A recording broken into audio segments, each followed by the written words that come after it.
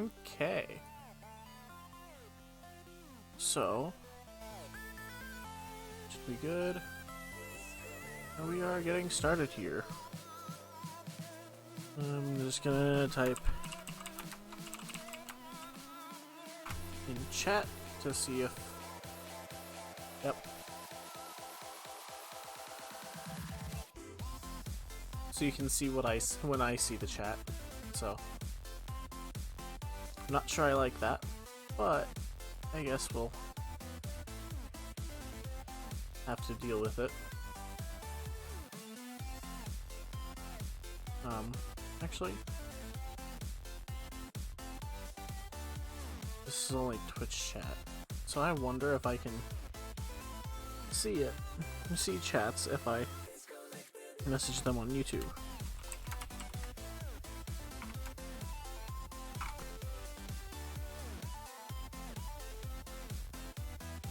Cannot.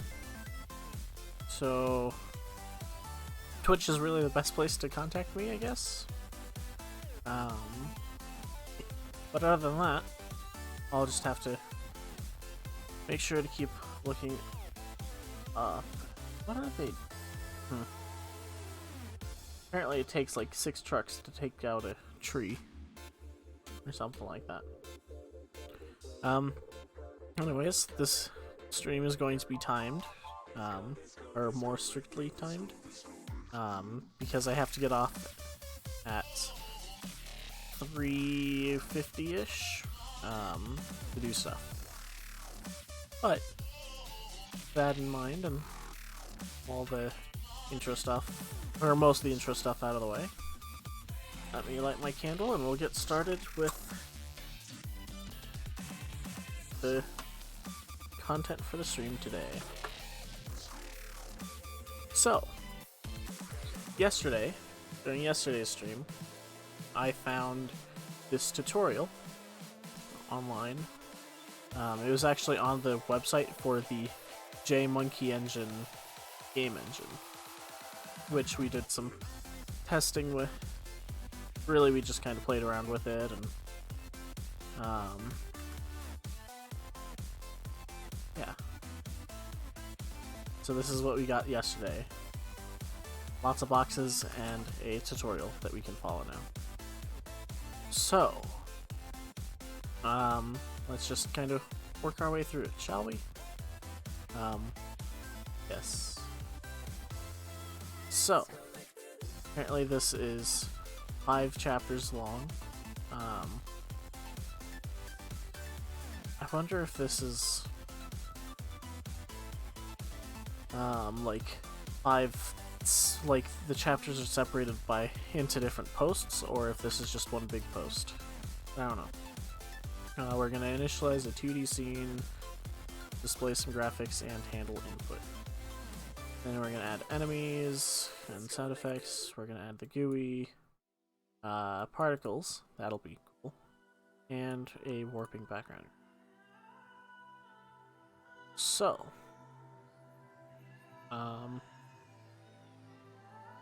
source file down. Is this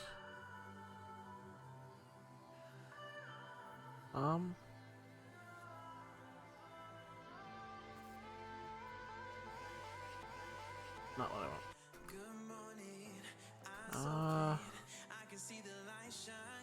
Let's see, JMonkey Engine, vector shooter stuff. Download attachment.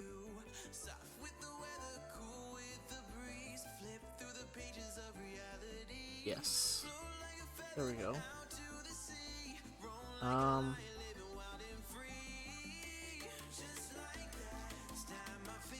Since it makes no sense to include the sounds and graphics 5 times, we excluded them from each part.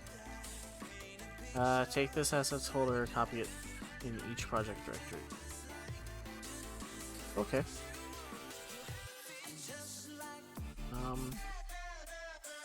So, first chapter, which is loading images, handling input, and basically making our player character move and shoot.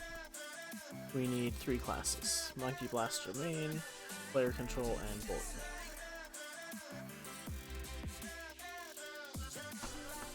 kind of.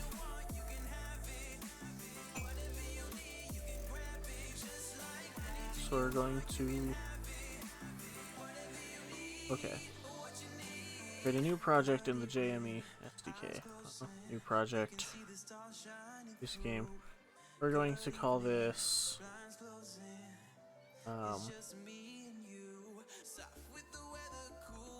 Monkey Blaster.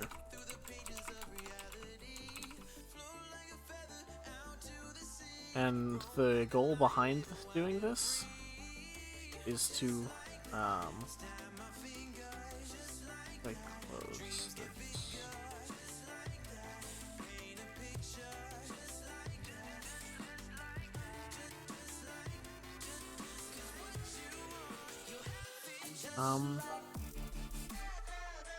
There we go.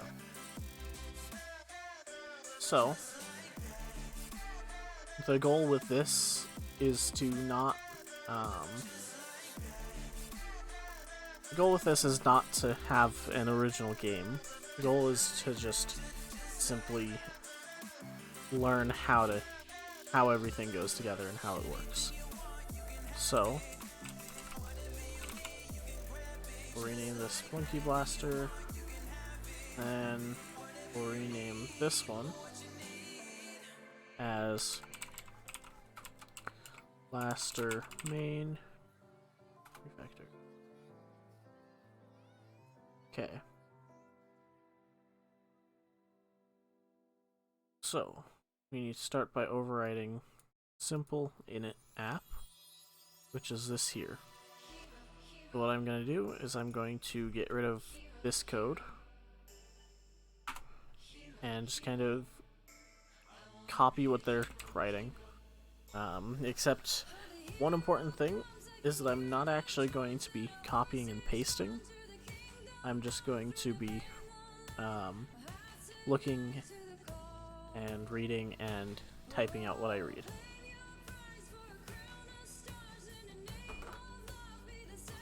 So,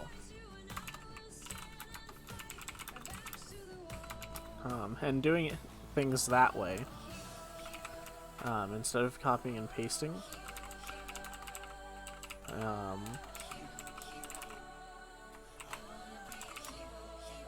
the good thing about doing it this way, or the benefits to it, are that you better understand the code because you're actually writing the code. Set application, new vector 3F, so it's creating a 3D point in space for our camera to be in.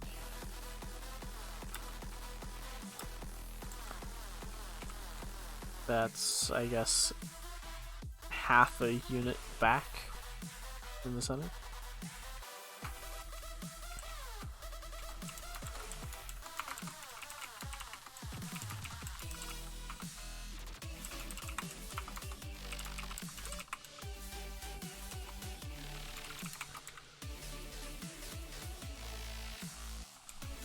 And then we have to import vector 3F. And just looking at this, get flyby camera, that to me says we're getting the camera. So in the example that we had, we could look around and just kind of fly through the void. So that's kind of what we're doing here, except we're disabling it because we're setting that it's enabled, except we're setting it to false. Which means we don't have a flyby camera. And our static camera has like a parallel projection map or something like that, I guess. And it is half a unit back from the center. Okay, so then turn off stats view. I'm just gonna edit that from saying you can leave it on if you want to optional, and set display stat view, and I'm gonna leave it on because I think it's kind of interesting.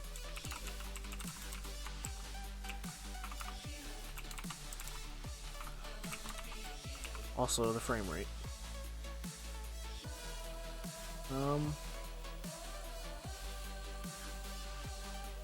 Let's see. Yeah, so when you start the game now, if we save and run, or compile and run, we see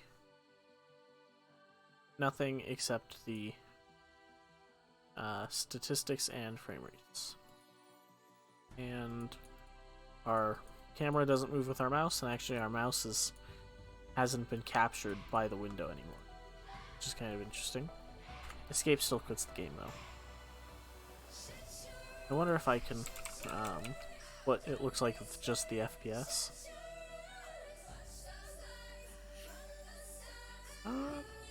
In a way, that's kind of better, at least for now, because we don't need all that information for nothing.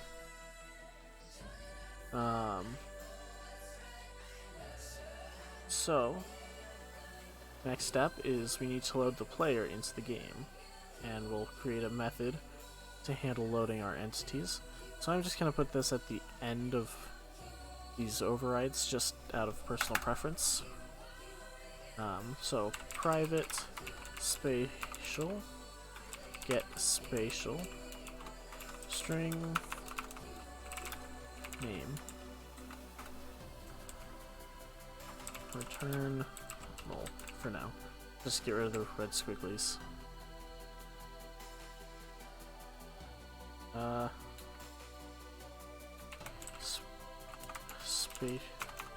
Hold on. Spatial null? Does that work? Oh wait. Have to import it, that's why. Okay. So there's a object called spatial, which I assume let's see, spatial defines the base class for scene graph nodes.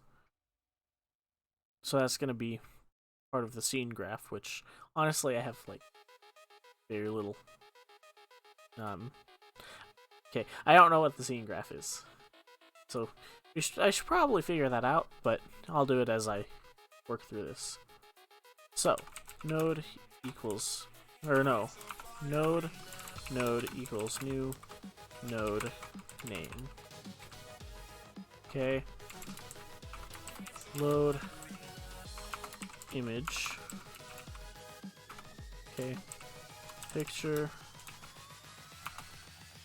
pic equals new picture name. Okay, and then texture 2D text equals, and we'll cast whatever we're getting from our next bit of code to a texture 2D.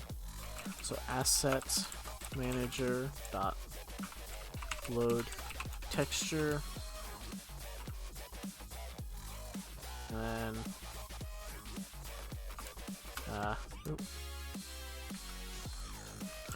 textures / and then we'll concatenate the string name that we got as an argument, and then concatenate the .png file extension to the end of that.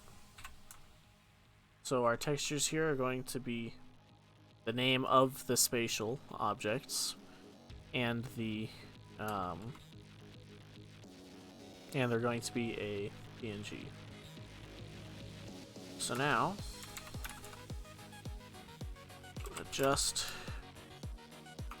image, and I'm gonna add a space there to make it a little more readable. Okay, float width equals text dot get image dot get width, and then float height, right? Yeah, height equals text dot get image dot get height, and then pic dot set width to width, and then pic dot set height to height, and then pic dot move and then we'll do width divided by 2, or negative width divided by 2. So we're going to move the picture half of the width to the left, I assume, and then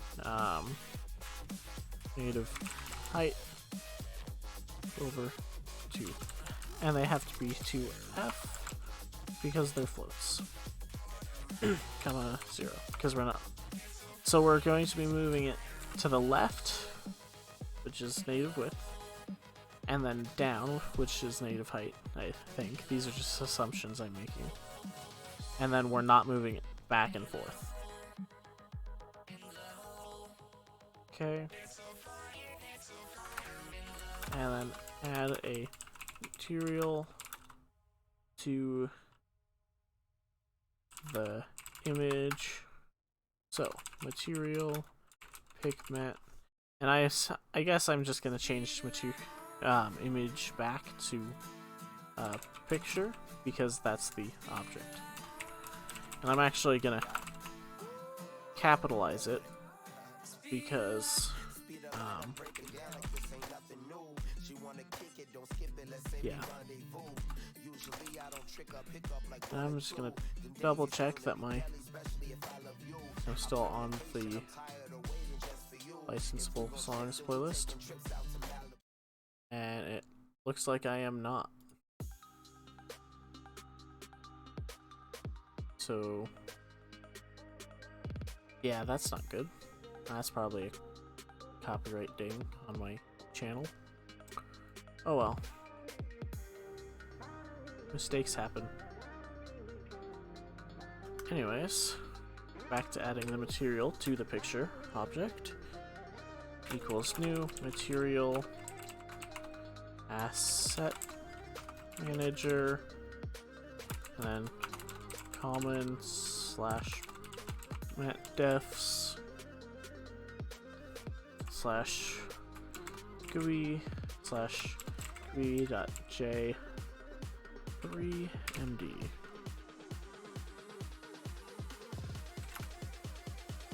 Okay. Then pigment.get additional render states dot set blend mode dot alpha additive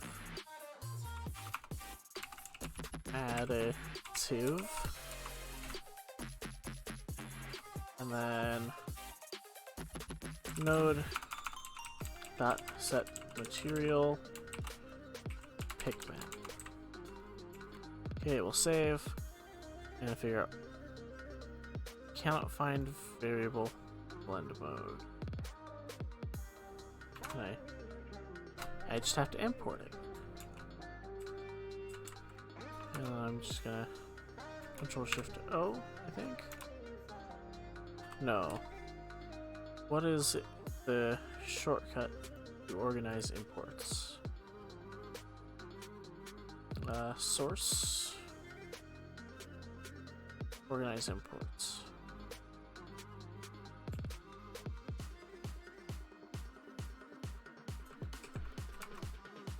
Guess it doesn't import things.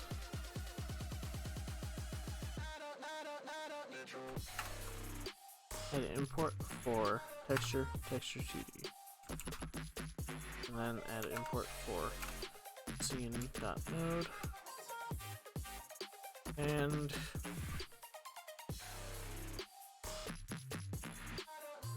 why can't it? It must just be having problems.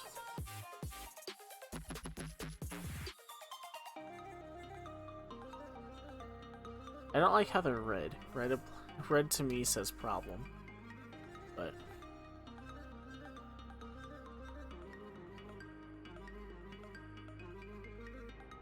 I guess I'll have to deal with it. Anyways, ignoring the issue with texture 2D, we are now set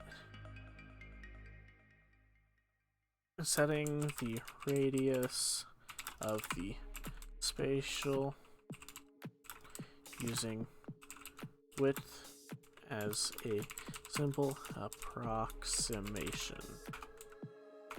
Okay. Node.set user data radius width over 2, so half of the width. And then attach the picture to the node and return it. Okay, node.attach child and pic, and then return node. There. Okay. So, the scene graph consists of spatials, which are nodes, pictures, geometries, and stuff. So basically, spatials are anything in the scene graph. And then, whenever you add a spatial to something, or a spatial something to the GUI node, it becomes visible in the scene. And we're using GUI node because it's a 2D game. You can attach spatials to other spatials for organization. And there's actually a tutorial for the scene graph, which is open in the next tab. That'll get to later. We create the node, load the picture, apply the texture, and then we apply the right size. And then when you load a picture in JME, the center of rotation is not in the middle, but in the corner. But we can move the picture by half its width to the left and half its height upwards. Okay, so negative height is up, I guess. Or like the starting point is top left or something? The coordinate space?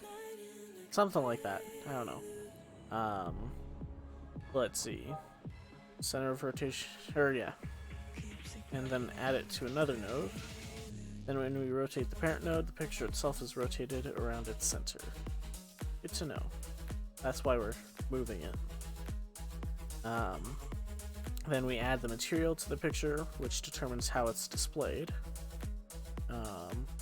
And it means that overlapping transparent parts of multiple pictures will get brighter. And this will be useful later to make explosions shinier. Good to know. And then we add our picture to the node and return it. Now we have to add the player to the GUI node, so we'll extend simple init app, so we'll go up here a little more. So, set up the player, and then player equals get spatial player. Okay. Player dot set user data alive true.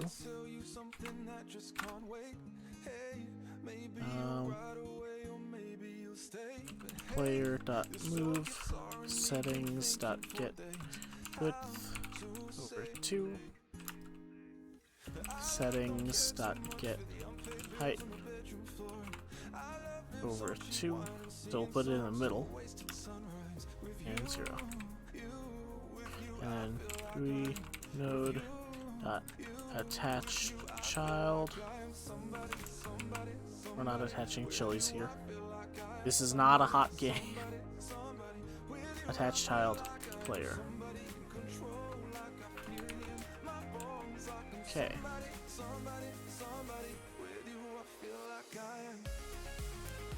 So, around the corner. We're missing a piece, but I just assume we're going to do spatial player equals get spatial. And then we're going to make sure that we have these textures, and I'm just going to add them to the textures. Right.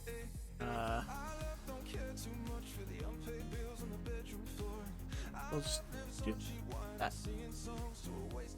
Right? Yes. Okay, so now we'll run it. Hopefully we'll see something. Illegal state exception. No material is set for geometry player. Okay.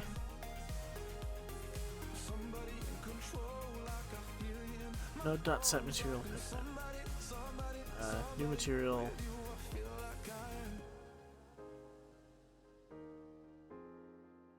That should be set.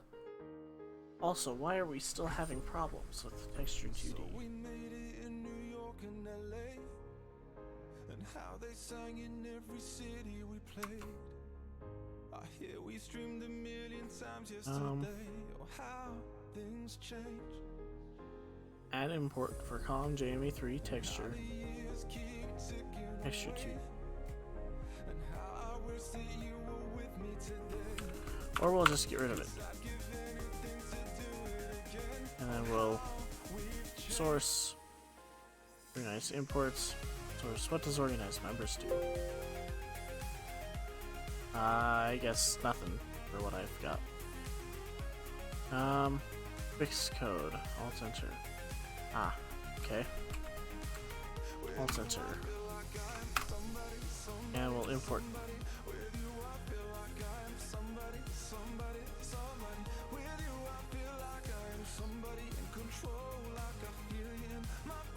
Uncaught exception thrown in thread.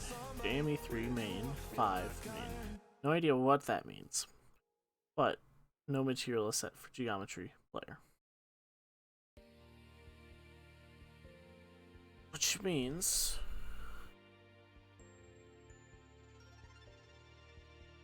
either this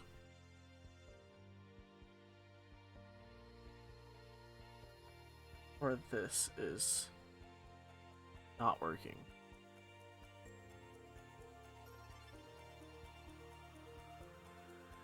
But wait.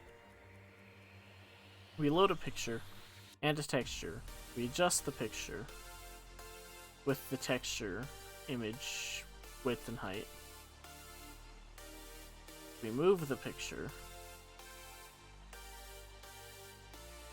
We create a material. We set the material.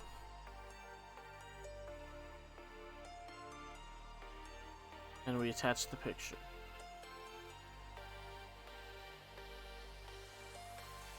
So, what are we doing with the texture other than getting the size?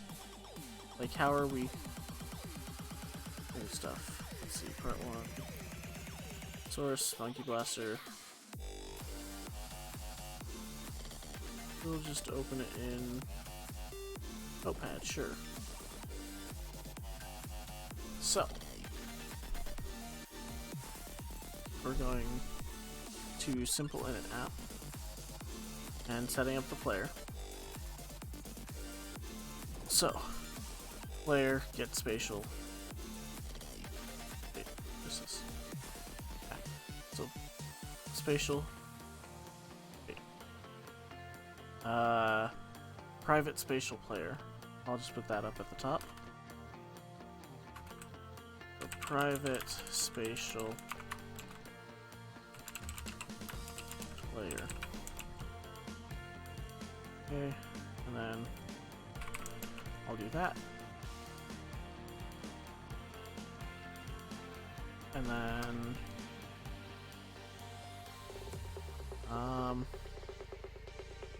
the main is new app.start. We set up the camera. Whew. Turn off the statistics. We're not doing input handling yet, but we're setting up the player. So, player equals get spatial player, player.set user data, alive, true, player.move, settings get width over 2, settings.get height over 2, 0, and then player, that's motion stuff, I guess, and then attach child player. So, if we go to spatial, get spatials, string name, node equals new node, we're loading the picture, so picture pic equals new picture name. Okay, we're getting the texture, so texture 2D, asset manager, load texture. Okay.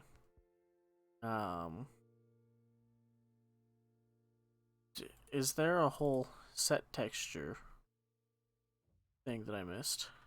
There is. That's why it's not working, because I completely forgot about that. It skipped my notice.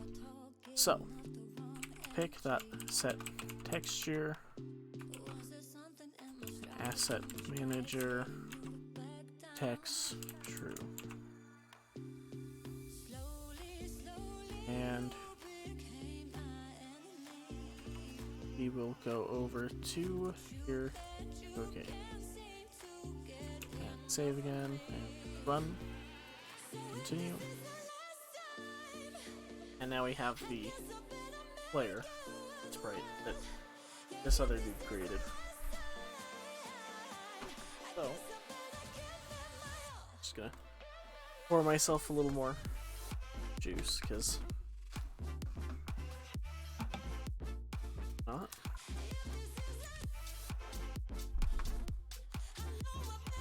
So, these frame rates are spectacular. 3,300 frames, almost 3,400. Only the final product will be this great. But,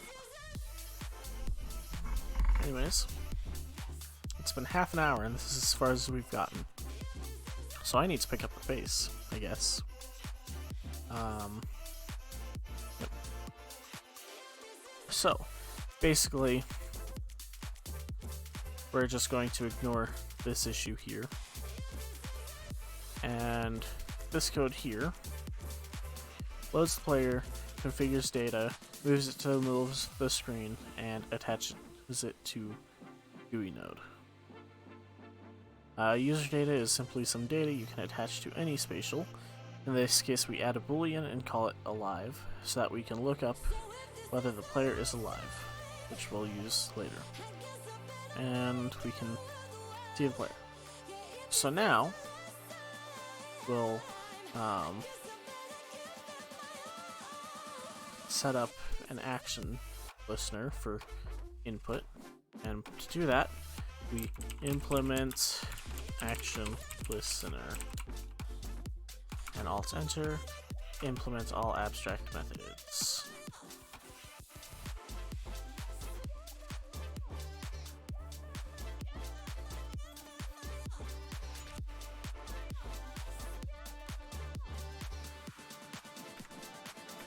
Extend simple application, implements action listener. Implement all abstract methods. And it just copied everything. Not everything.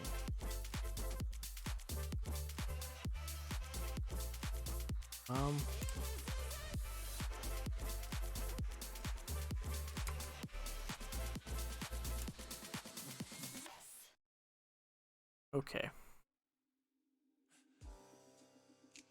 So we're just... This is confusing. This GUI definitely needs some work still, I guess, but it's okay for now. Anyways, we're going to add some of the input maps. Okay, so input manager dot add mapping left, and then new key trigger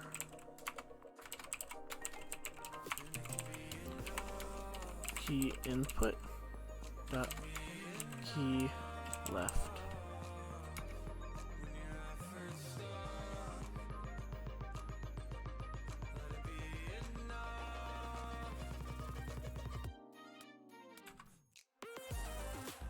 I just realized something. We're missing an S. Action listener. And alt enter. Implement all abstract methods. And voila. So I'm going to move this guy up right about there. Add a space, add another space, and get rid of those spaces. And voila, works better. Okay. So I've added the left, right, up, down, return. Left, right, up, down, return.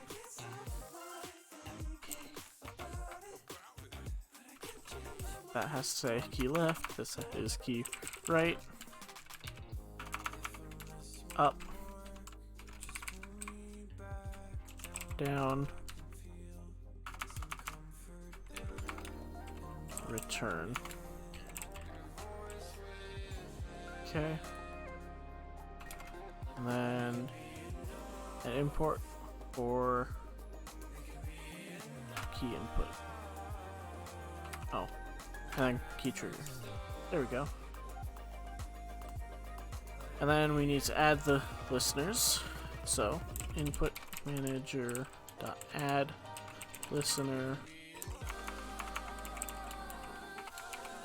this left. Okay. And we'll just change these to right, up, down, and return. And then whenever any of these keys is pressed or released, on action is called.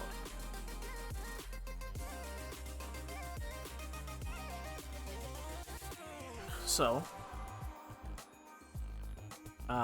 anytime we press one of these 5 buttons, this method is ran. Okay. Before we get into what to actually do when a key is pressed, we need to add a control to our player. So controls represent certain behaviors of objects in the scene. So you can add a flight control and an idle control to an enemy AI. Depending on the situation, you can enable or disable or attach and detach controls. Our player control will simply take care of moving the player whenever a key is pressed, rotating it in the right direction and making sure the player does not leave the screen. So, here we need to create a new class. It's a Java class, and this is going to be player control. Okay.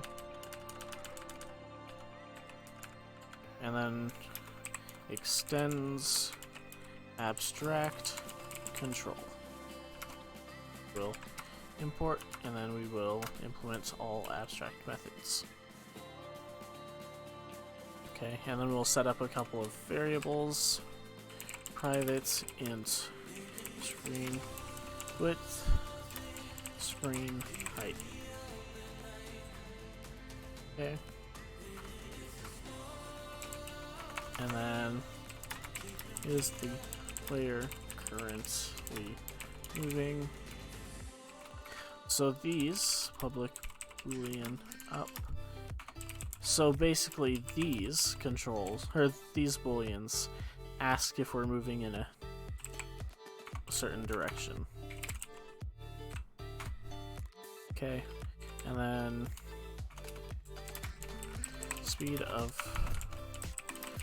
the player, and then private float speed equals 800 units, I guess. And then last rotation of the player.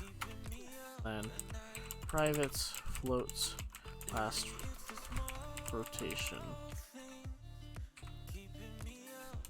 Okay, and then we'll create a constructor, so public player control int width, int height.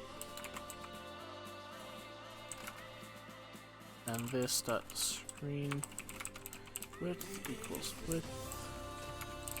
This dot screen height is height. Okay.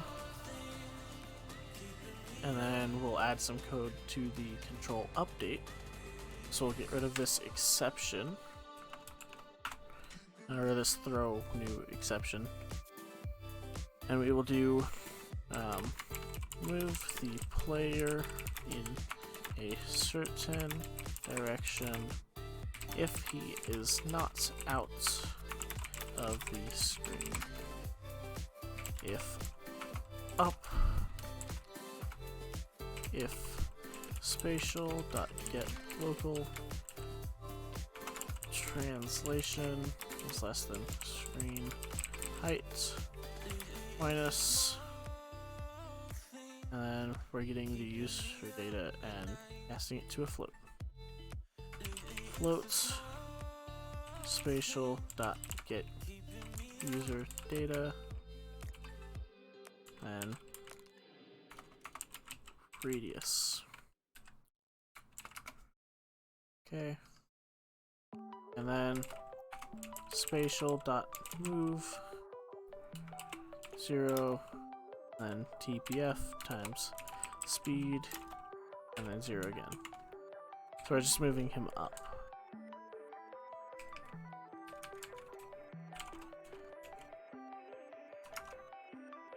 And then y is that. What is the problem here? First type vector 3f. Wait. Oh, dot y. Can't forget that. Okay. Spatial dot rotate 0, 0 minus last rotation plus fast math dot pi over 2, and we'll import fast math, and then last rotation equals fast math dot pi times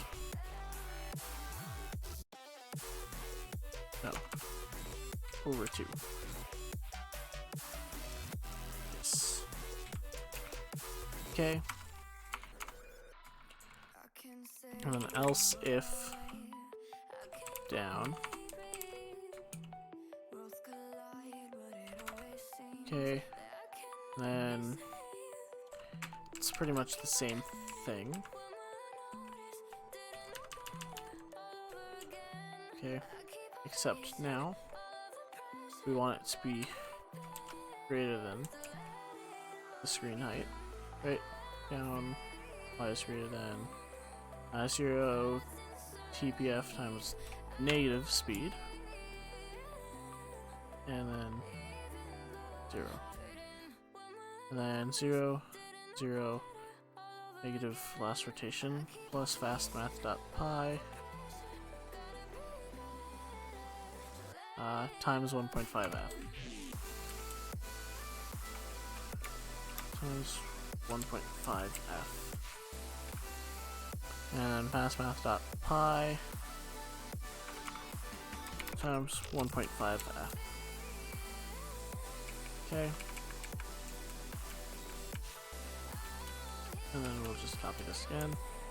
Else if this is going to be left, spatial get local translation dot x is greater than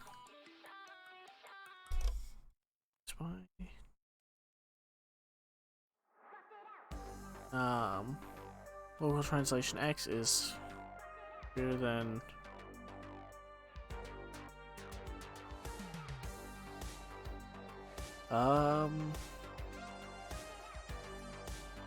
oh yeah, so we don't need this one because it's just if it's less, or if it's as long as it's greater than the radius, which is going to be, you know, the middle of the character from the edge, then it should be good.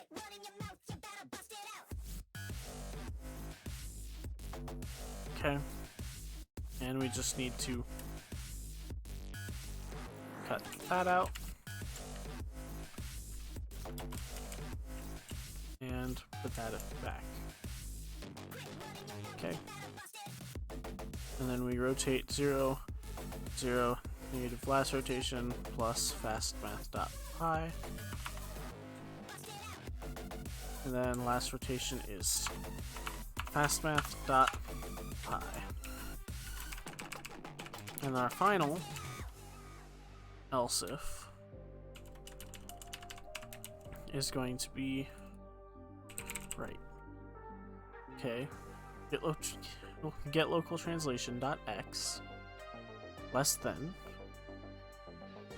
so less than screen width minus the radius, and then move TPS times speed, spatial rotate last rotation plus 0, and then last rotation is 0. Okay, and then control render. We're gonna get rid of this exception, and then yeah, we're just gonna get rid of the exception, and then we're going to reset the moving values for spawning. Okay, and then public void reset, and up equals false, down equals false, left equals false, and right equals false. Okay.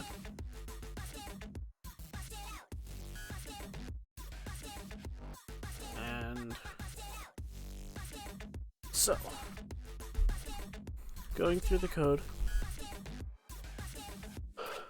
piece by piece. Okay. We initialize which direction and how fast the player is moving. Private final. Sure. And it's probably against convention. Okay. Actually, no. I'm gonna leave that not final. But I was saying it's probably against convention to have it be lowercase and final, but it is what it is. Anyways, we also tell how far it's rotated. Then we set the screen width and screen height, which we'll need in the next big method.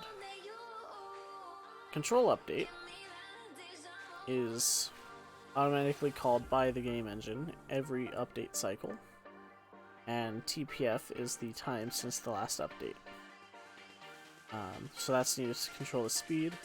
So if some computers take twice as long to calculate an update as others, then the player should move twice as far in a single update on those computers.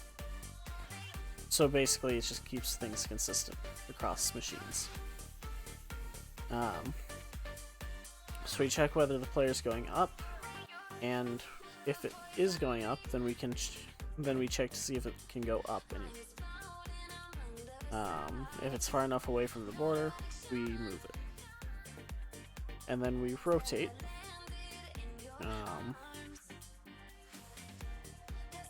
Yes, and then so we rotate to last rotation, and then we can rotate it in the direction we want it to look at, and then we save it.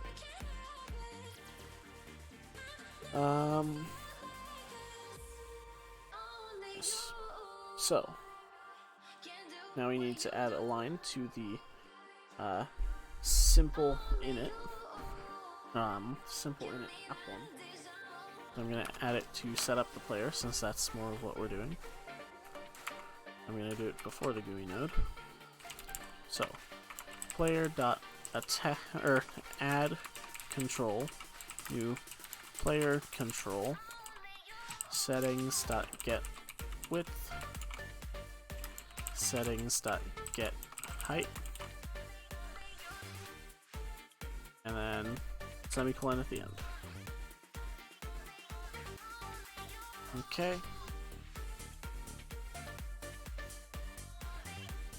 And then we override the onAction method. So we're gonna get rid of that row. And then if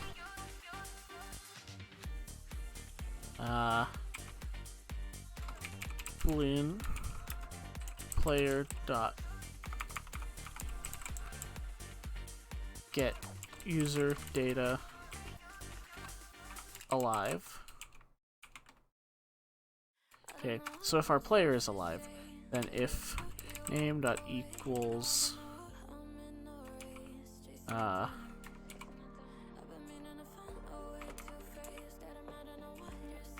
up, and then player dot get control player control dot class up equals is pressed. So if we're pressing the up button, and specifically the up button, then we're going to say that we're going up. Okay, and we're just going to do else if name equals down, and then player control dot down, and then left and right, left, right. Okay,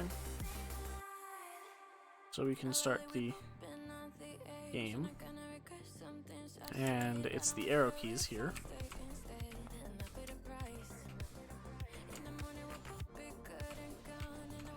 So we can't go down,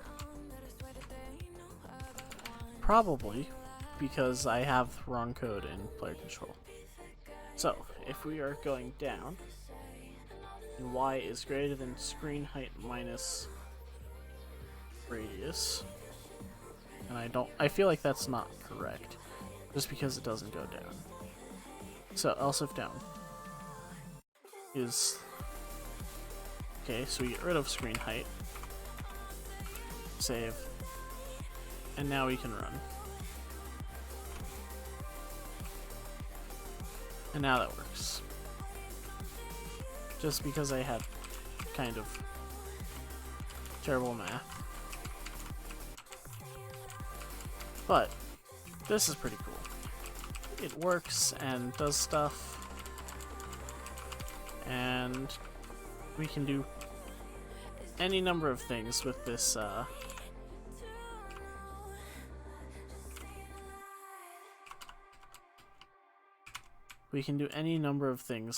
code. You know, we can make Pac-Man, we can make Snake, we can make Galaga if we change where the player's located and then only let it move in certain directions and certain distances in certain directions. So this actually, the code that we just wrote, is very versatile. And as long as you can understand it and see its potential uses, then it'll be useful. But anyways, now we have to add bullet action. So bullet action is a lot of math, and that's what we're gonna do. So I think I'm gonna end the stream here, and tomorrow we'll do some bullet action. Get to shoot. So I'm gonna save those. So anyways, thank you all for joining me today. I hope you enjoyed and learned something, and I will see you all next time. Bye!